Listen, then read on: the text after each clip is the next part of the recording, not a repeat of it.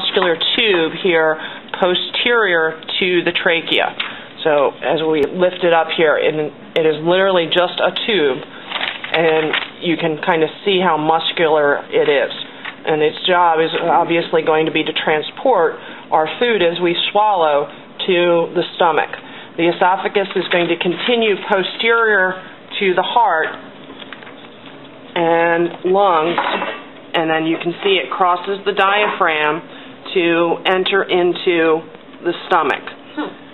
Where it enters into the stomach is referred to as the cardiac portion of the stomach. So right as the esophagus enters, we have the cardiac region. Then the top pocket of the stomach is the fundus. Then we have the body. And then as it used back up is the pyloric region. Where is that again? So the pyloric region would be this portion here. So cardiac, fundus, body, pyloric region. Okay. The pyloric sphincter is going to be the transition from stomach to small intestine. And you can see here at the base of the stomach, we have this band of muscle right here that really tightens the wall down. And so that band of muscle is the pyloric sphincter. We then are into the duodenum of the small intestine. Underneath the stomach, and in that first section of duodenum, we have this big gland. This is all pancreas here.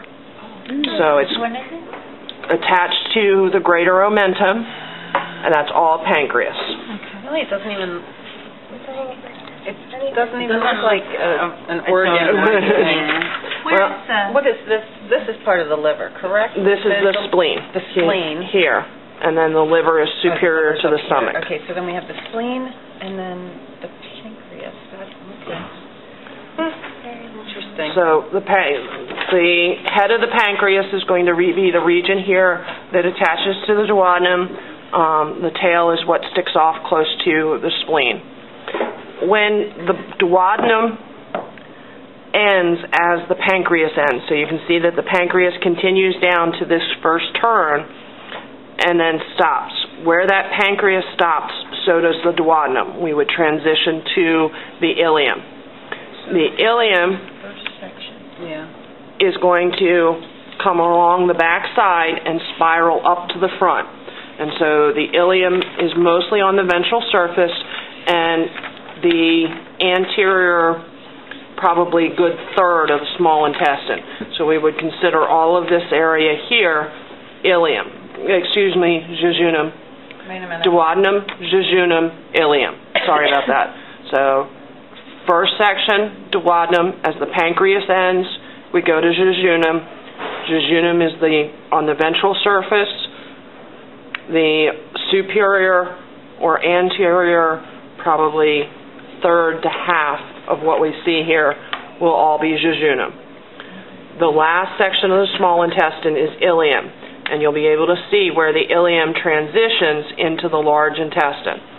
So all this here, as it transitions into the large intestine, is ileum.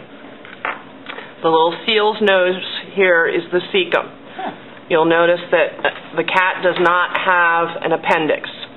It has a lymph node that sits right next to it.